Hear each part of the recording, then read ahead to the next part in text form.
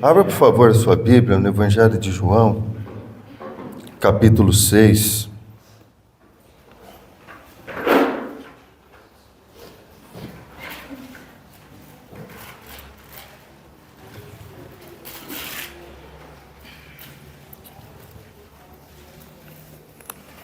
Leremos os 15 primeiros versículos.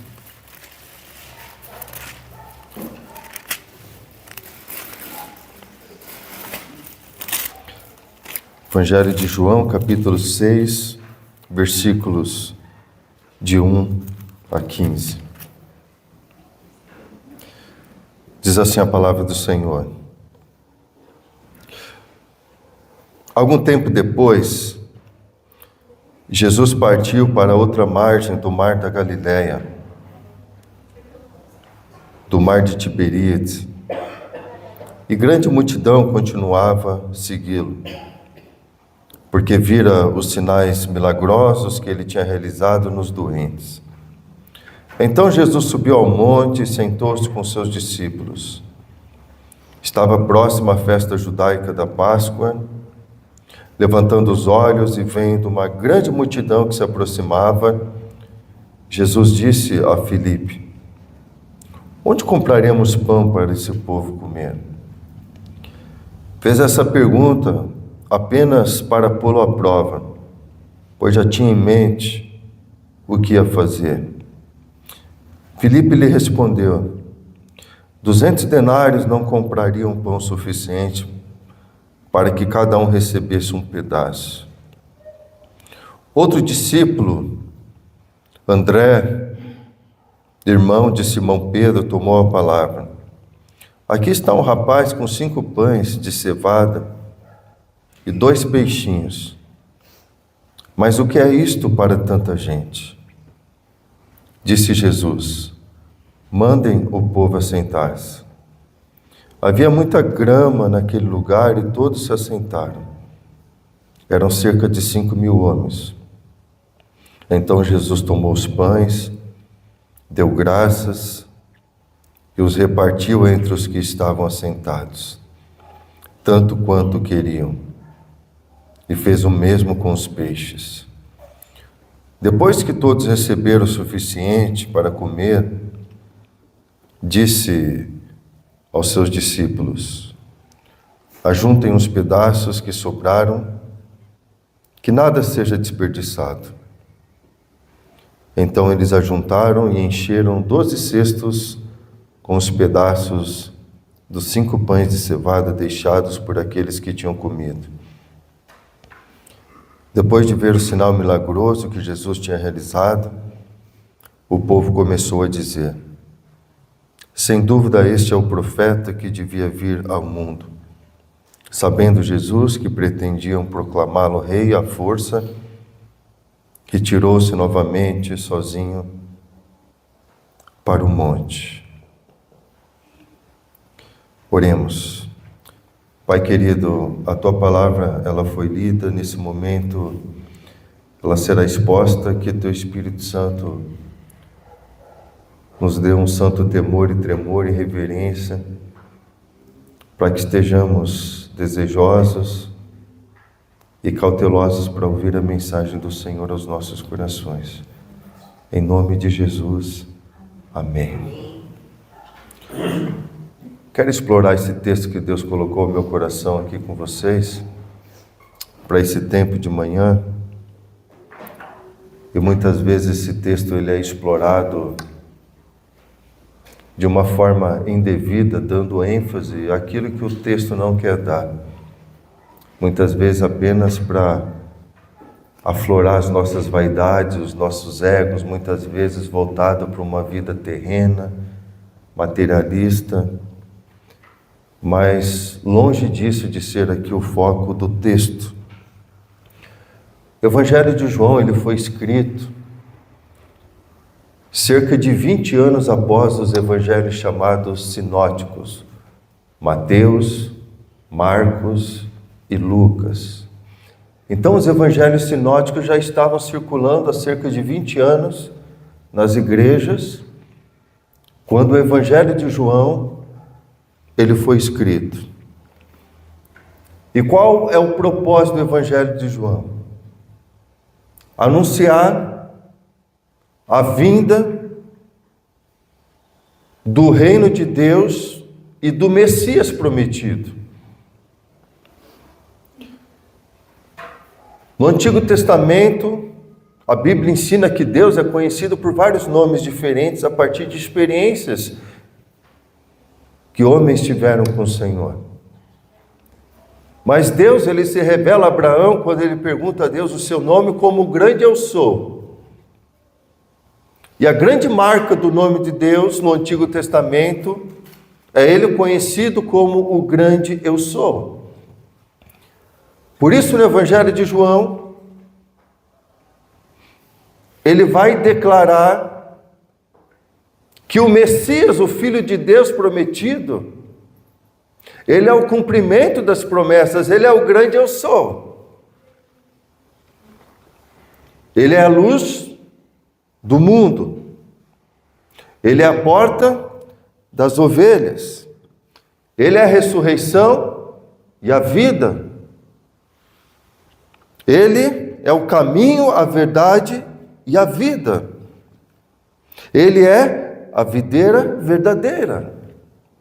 E no texto específico nosso base, ele é o pão da vida. Então, João ele vai relatar 7 milagres no seu evangelho. E nesses 7 milagres ele tem o propósito de demonstrar a nós que de fato Cristo é o cumprimento do grande eu sou. E esse específico aqui relatado sobre o milagre da multiplicação dos pães e peixes é o 4º desses 7 milagres registrados. O que é importante nós entendermos? Jesus, ele estava numa sequência de atividades muito intensa com os seus discípulos, ensinando muitas coisas, curando, operando milagres e prodígios grandiosos na vida de uma multidão que já estava cercando a Jesus.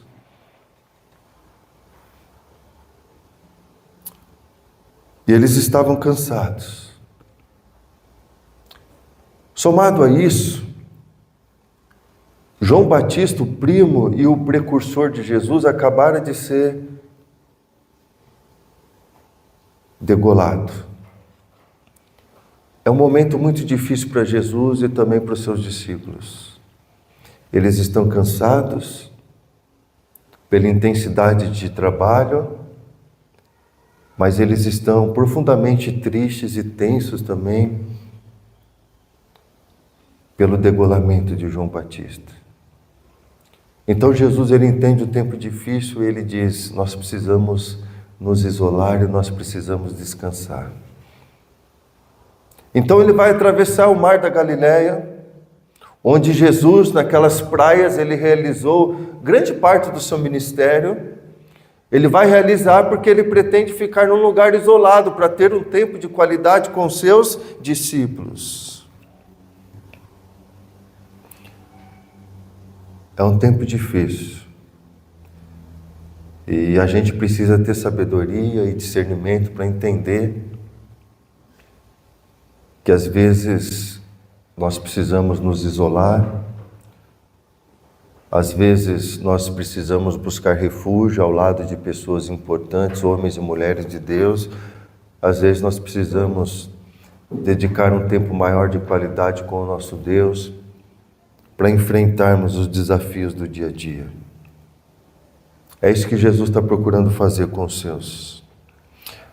Mas quando ele atravessa o mar da Galileia, diz o texto bíblico, em outros relatos também, nos evangelhos sinóticos, de que uma multidão já estava aguardando a Jesus, antes mesmo que ele desembarcasse.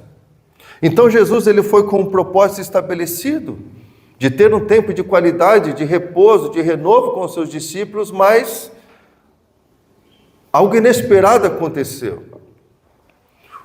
Uma multidão é avisada e muitos chegam antes de Jesus. Então ele volta a ministrar, ele volta a curar, mas diz o texto também que ele demonstra compaixão. É interessante que diz, num dos relatos dos sinóticos, que ele demonstra compaixão porque ele viu aquela multidão como ovelhas sem pastores, sedentas, desesperadas. E essa palavra compaixão significa revirar as entranhas.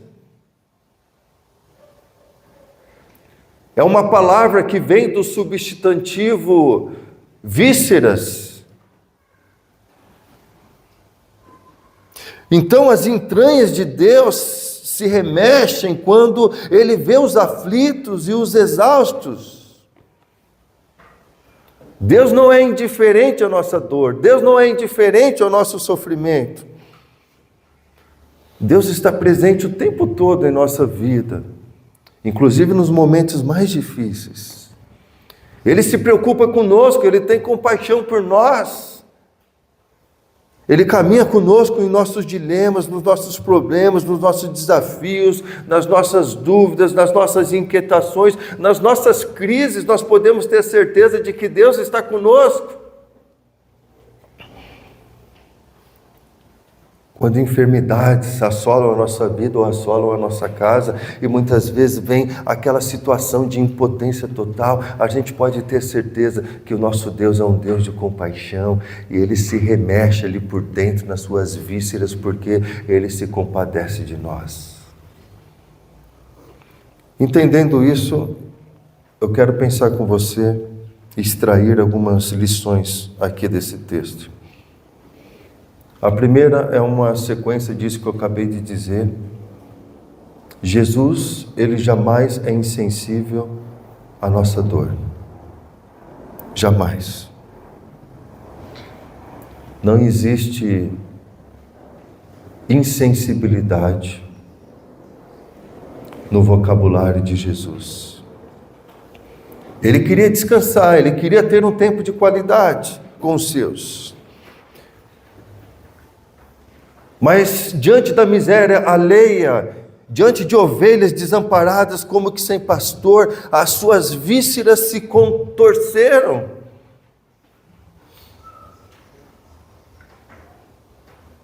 Ele sentiu a miséria daquela multidão, a dor, a demanda daquela multidão, e ele teve que alterar a sua agenda.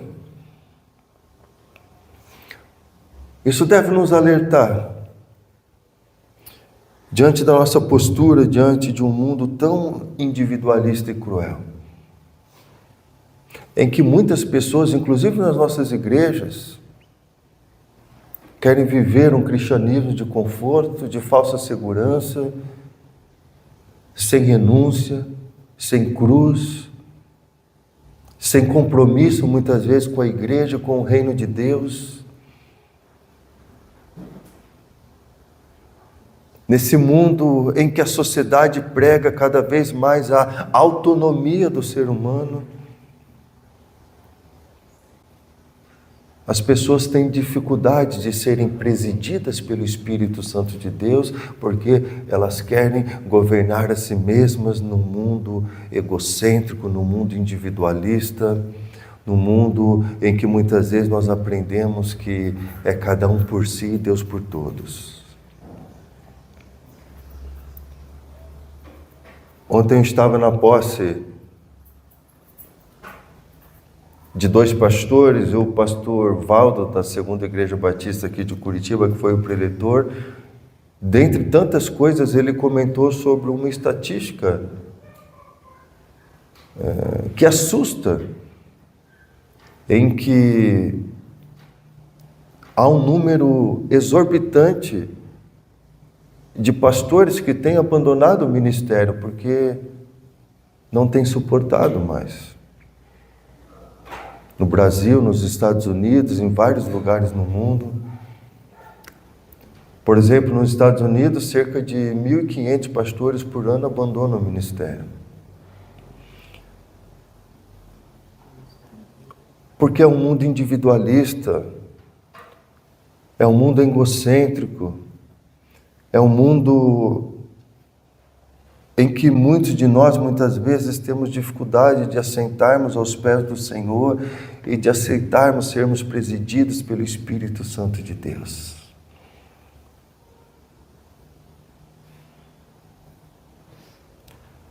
Foi falado também que nós estamos numa região no sul do país, que é a região com o maior índice de suicídio no Brasil.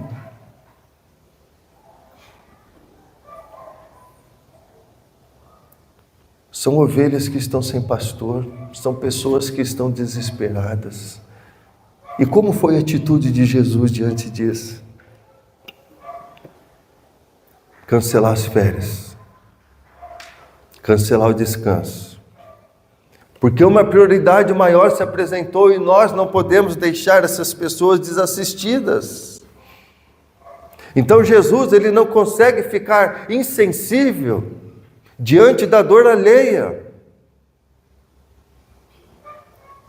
Talvez muitos de nós pensaríamos, não, as minhas férias, o meu descanso foi planejado. Eu tive um ano difícil, uma semana complicada, um mês terrível. Esse é um tempo de qualidade. Agora não.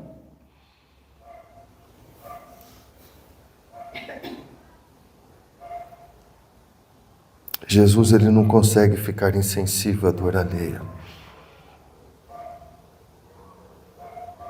Ele para aquilo que estava programado porque uma necessidade maior, uma prioridade surgiu. Essa é a primeira lição do texto. A segunda é que Jesus deseja experimentar a sua fé. Ele faz uma pergunta proposital a Filipe. Jesus sabia que a região que eles estavam ali não tinha os mercadinhos, vamos dizer assim. Os locais mais próximos para comprar pão seria na cidade de Betsaida, onde inclusive Filipe morava. Então por que Jesus faz essa pergunta a Filipe? Qual é a pergunta? Versículo 5.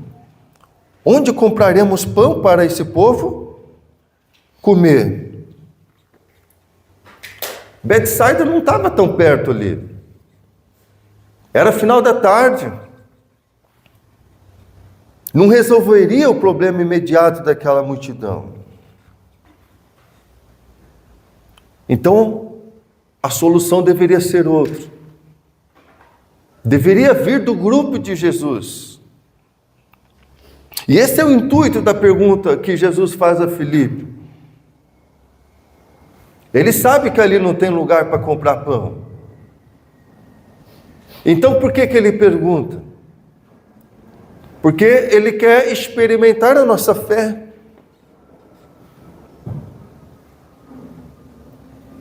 A Bíblia não trata a nossa fé como algo irracional, muito pelo contrário. Mas em momento algum, a nossa razão, ela pode anular a nossa fé. A nossa fé não é inconsequente, a nossa fé não é irresponsável. Mas a razão, ela não pode destruir ou anular a nossa fé. Olha o perigo aqui de nós agirmos sem fé. Jesus está perguntando onde comprar pão. Repito, ele sabia que ali não havia lugar para isso. Mas como que é a resposta de Filipe? Mestre, o problema não é onde comprar pão. O problema é com que comprar pão. Não foi a pergunta que Jesus fez. Mas ele já enxergou de uma maneira diferente. E daí ele começa a fazer as contas. 200 denários, dando uma porção pequenininha para qualquer um, Senhor, ainda não seria suficiente. Um denário era o salário de um dia do trabalhador. Então ele faz o cálculo aqui baseado no que uma família basicamente consumia por dia. Eu não vou mostrar o cálculo aqui por uma questão de tempo, mas basicamente ele chega à conclusão, olha, 200 denários com um esforço grande, dando apenas um bocadinho para cada um, a gente vai alimentar cerca de 6.000 pessoas, é insuficiente, porque só homens eram 5.000. Tinha mulheres, tinha crianças, alguns estudiosos dizem que provavelmente aqui havia cerca de 20.000 pessoas. Mas não foi a pergunta que Jesus fez para ele. Jesus perguntou onde comprar pão. E ele já está pensando com o que comprar pão. Muitas vezes, queridos, nós nos perdemos em métodos, estratégias, em planejamentos. Porque tudo aquilo que a gente faz ou que a gente planeja não contém um elemento que é fundamental, que é fé. É o que Jesus está experimentando aqui com Filipe e com seus discípulos. E quando o elemento da fé nos falta, a gente não vai entender corretamente as perguntas que muitas vezes nos fazem, ou a direção que muitas vezes Deus ou Cristo Jesus está tentando nos conduzir. Nós não vamos conseguir tratar um assunto de caráter espiritual se a pessoa só tem um olhar humano para aquela perspectiva que se apresenta. Embora humanos, mas nós devemos viver pela fé como homens espirituais e homens de Deus que somos.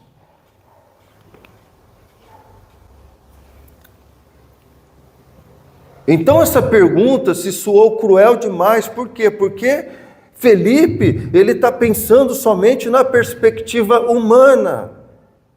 Ele anulou a fé porque ele deu voz à razão. É impossível. Se a gente fazer uma coleta aqui, arrumar 200 denários, talvez um pedacinho para cada um, 6.000 pessoas, mas não vai dar para todo mundo.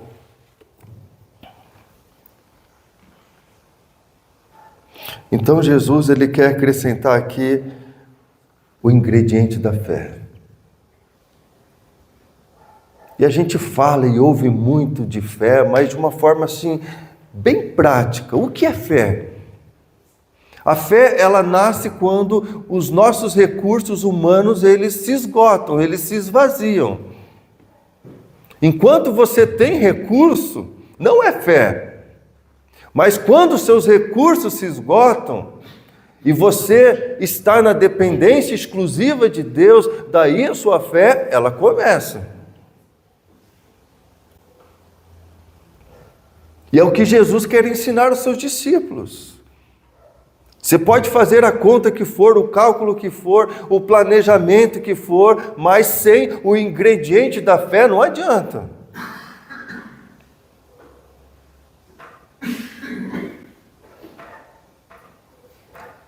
Então entenda isso, não é fácil muitas vezes viver pela fé, ou dizer que eu tenho fé.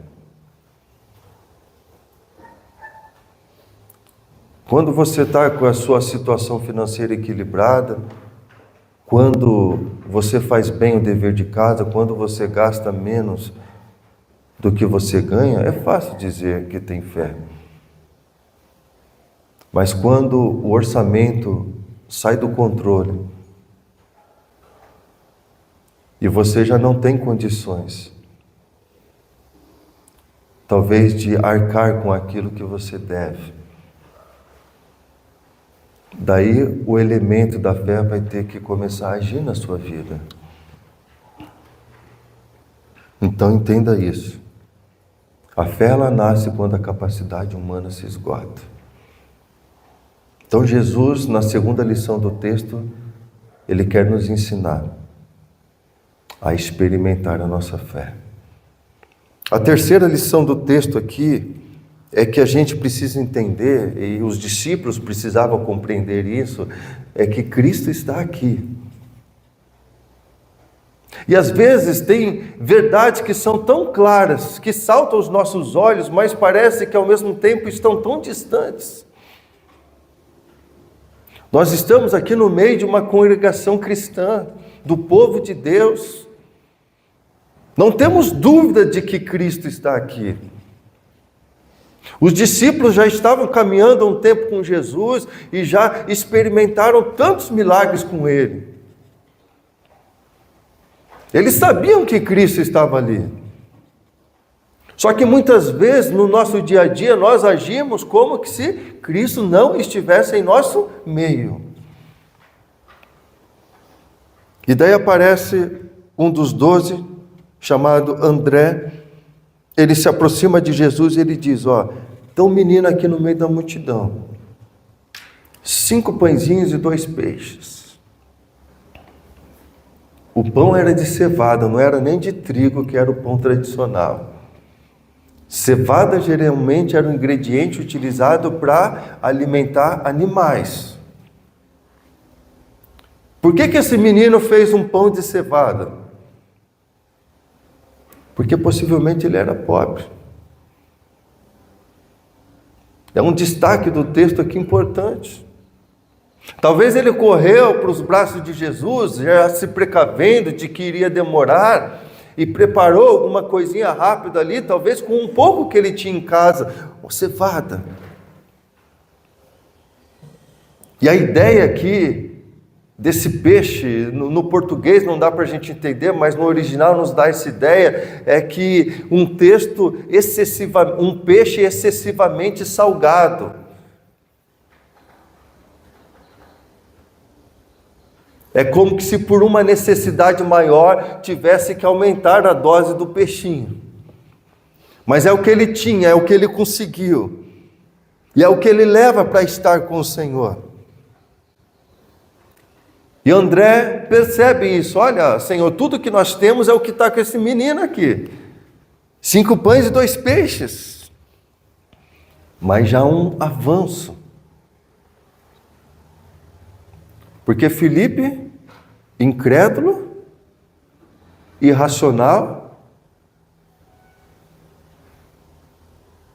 incrédulo, e colocou a razão acima de todas as coisas. Já travou o negócio.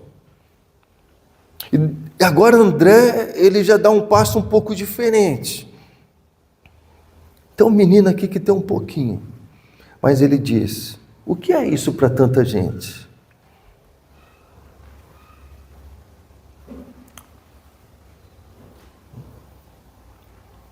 O pouco que nós temos, ele é muito diante de Deus.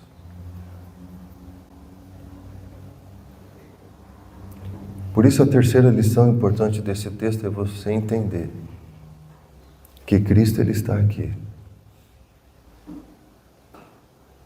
Isso é importante, porque quando a sua fé precisar ser exercitada, quando os seus recursos humanos se esgotar, essa convicção vai precisar estar muito forte na sua vida. Cristo está aqui. Cristo está aqui. É um avanço. Eu acho que é mais ou menos isso que André está pensando. É pouco, mas já é alguma coisa, porque Cristo está aqui. Quarta lição do texto. Jesus prepara o ambiente de forma ordenada. Versículo 10. O que ele diz? Mandem o povo assentar-se. Não é porque vai ter milagre que vai ser de qualquer jeito. Deus, Ele não trabalha de forma desordenada ou desordeira. E a nossa fé também não pode ser irresponsável, não pode ser desordeira. Se tiver confusão, vai ter problema. Há muita gente Repito, um dos estudiosos dizem que provavelmente algo em torno de 20 mil pessoas.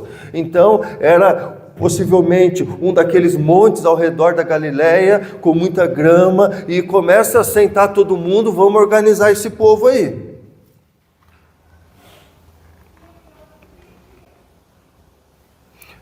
Então, a quinta lição do texto. Mesmo agindo com fé, a fé, ela precisa ser ordenada. Nossa fé não pode ser irresponsável. Nós não podemos fazer as coisas de Deus de qualquer jeito.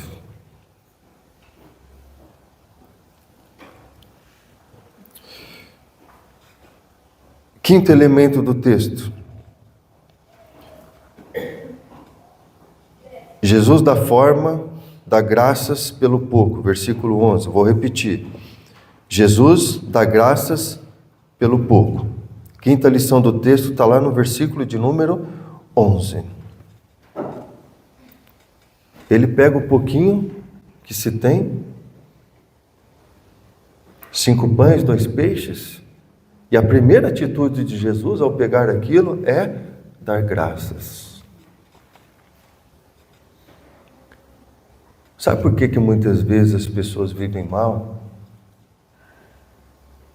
Porque são ingratas e não reconhecem os cuidados e as maravilhas de Deus sobre a sua vida. E a ingratidão nos leva muitas vezes a não enxergar a vida da maneira como nós deveríamos enxergar. A ingratidão, ela destrói o coração generoso da nossa vida. A ingratidão, ela nos leva à avareza, à individualidade. A ingratidão, ela vai nos afastando cada vez mais da partilha, do compartilhar, porque nós queremos tudo para nós.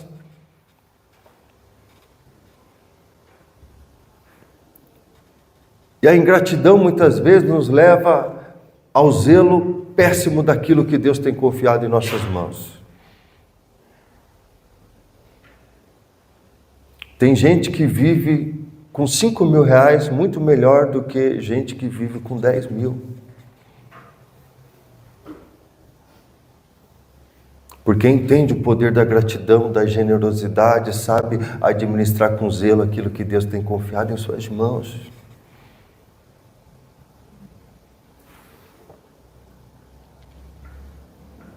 E Jesus, ele pega o pouquinho que tem. Ele começa ensinando sobre o poder da gratidão. Ele começa a dar graças. Aquilo que Deus já lhe deu e vai lhe dar. Você precisa entender que é bênção de Deus para a sua vida e para a sua casa. Agradeça a Deus, se você tem muito, se você tem pouco, não importa. Seja grato por tudo aquilo que Deus tem lhe dado. Mas além da gratidão, a gente aprende aqui sobre o poder da generosidade. O texto não diz, mas provavelmente Jesus agradeceu também por causa da postura daquele menino. Ele abriu mão do que ele tinha para repartir com aqueles que não tinham. Então Jesus aqui nos ensina que nós precisamos aprender a dar graças pelo pouco, e quando nós aprendemos sobre o poder da gratidão, nós vamos desenvolver também um coração generoso. A gente não pode ser insensível, irmãos, diante das necessidades alheias. Todos nós conhecemos ao nosso redor e derredor pessoas que muitas vezes passam por situações extremamente difíceis e delicadas. E por mais difícil que seja a nossa situação, sempre há algo que nós podemos compartilhar e dividir. E quando nós desenvolvemos esse coração generoso, que aprende a dividir, que aprende a compartilhar, nós vamos ver o quanto o poder da generosidade, da gratidão, transforma em bênção sobre a nossa vida e também sobre a nossa casa. O milagre que acontece. O milagre acontece no poder da partilha. Jesus, ele pega primeiro aqueles pãezinhos e peixes e dá graças. Depois ele leva aos discípulos.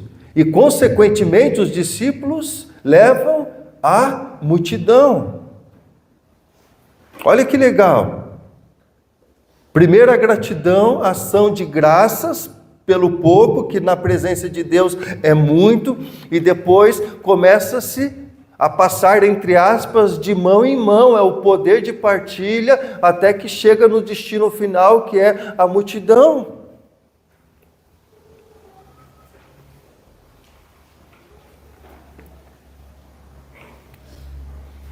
Deus, ele criou o mundo com o poder da sua palavra. Será que existe algo que é difícil para Deus? Será que existe algo que é complicado para Deus? Então Jesus aqui deseja, assim como ensinou aos seus discípulos, ensinar a nós sobre a nossa fé, que precisa ser aperfeiçoada, que precisa ser amadurecida, que nós precisamos aprender a viver também pela fé.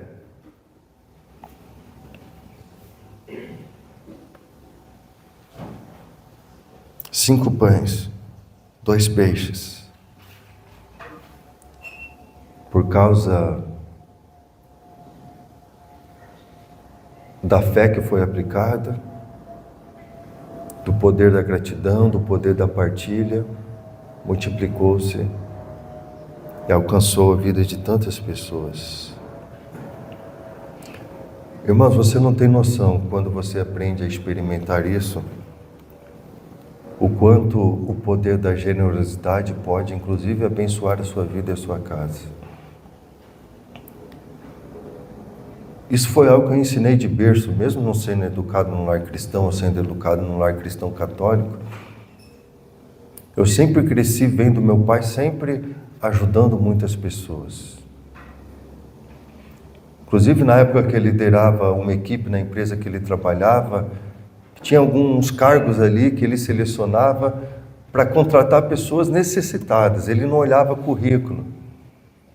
Sempre batia pessoas ali na porta do escritório dele: olha, você pode ajudar essa pessoa? Eu cresci vendo meu pai fazendo isso.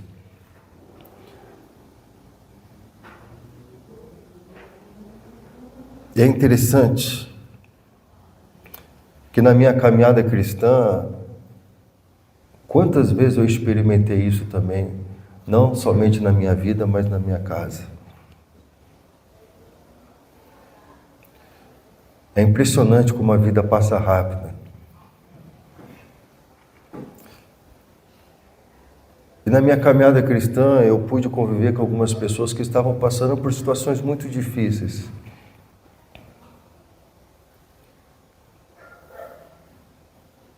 Semana passada eu recebi uma mensagem de um rapaz testemunhando de milagres que continuam acontecendo na vida dele.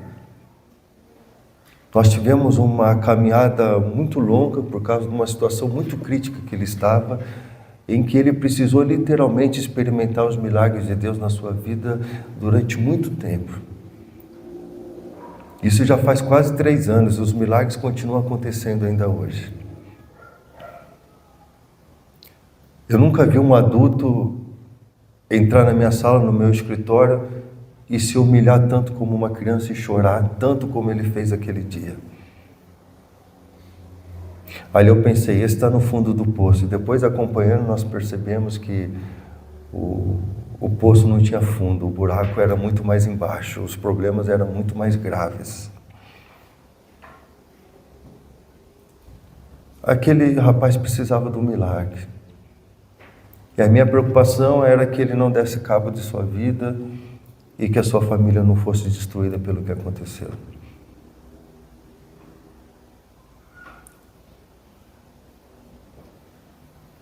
Tinha uma das situações que eu conversei com a Juliane e a gente ficava madrugadas ali orando, chorando junto na casa deles.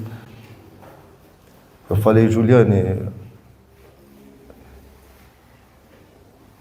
existe algo que a gente pode fazer. E a gente ajudou numa dessas intervenções de Deus milagrosas que havia. Mas era como que tentar assim secar gelo. Porque superava uma etapa, dava uma semana, 10 dias, 2 semanas, já necessitava de outro milagre.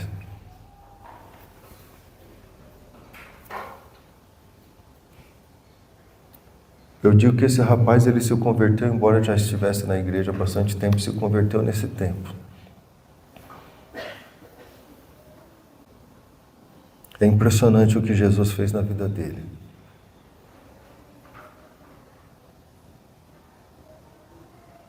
Até hoje eu não sei como que ele conseguiu dever tanto.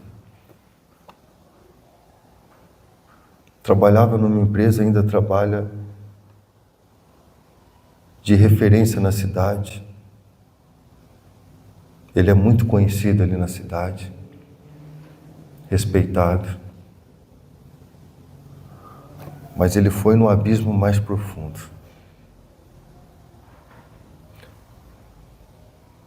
E semana passada ele me manda uma mensagem dizendo, pastor, obrigado mais uma vez pela caminhada, e eu sei que vocês continuam orando por nós.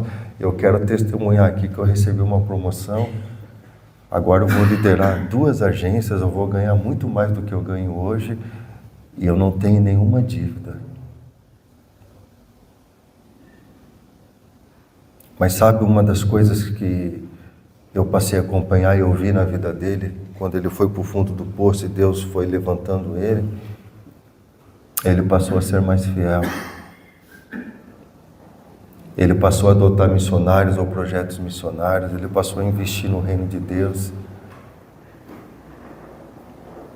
E Deus está honrando a vida e a fé dele. Esse é o poder da generosidade, é o poder da partilha. Hoje você vai abençoar alguém, amanhã você vai ser abençoado por esse alguém. Não porque a gente abençoa para ser abençoado, mas na verdade, a gente partilha por causa da generosidade que Deus coloca em nosso coração, e essa pessoa que foi abençoada por esse poder da partilha, ele vai abençoar a vida de outros também, é uma corrente do bem.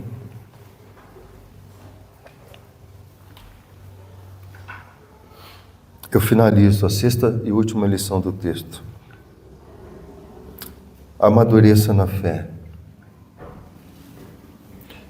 Filipe fez um esforço danado para fazer os cálculos. Estava brincando com o Augusto ali ontem.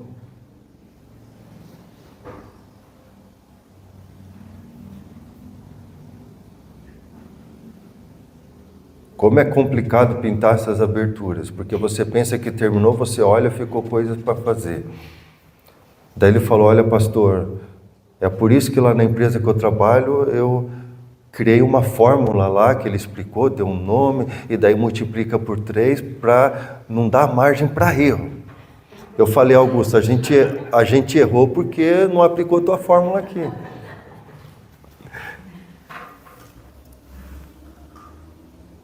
Mas Felipe, ele fez os cálculos, mas ele deu voz à razão. E depois que termina, o que acontece? Sobrou. Jesus fala, não vamos desperdiçar, vamos guardar em cestos. Quantos cestos que tinha? 12. É o contraste entre aquilo que acontece quando a gente entende que Cristo está presente, Ele intervém, o milagre acontece. Filipe estava gastando tempo, colocando a razão acima da fé e vendo o que é possível, o que não é, planejando estratégia, o que vai dar, o que não vai dar, e no final Jesus pega, olha, tem 12 cestos. Simples, por quê? Porque eu sou o Senhor do universo, eu criei todas as coisas pelo poder da palavra, eu estou presente aqui. Simples.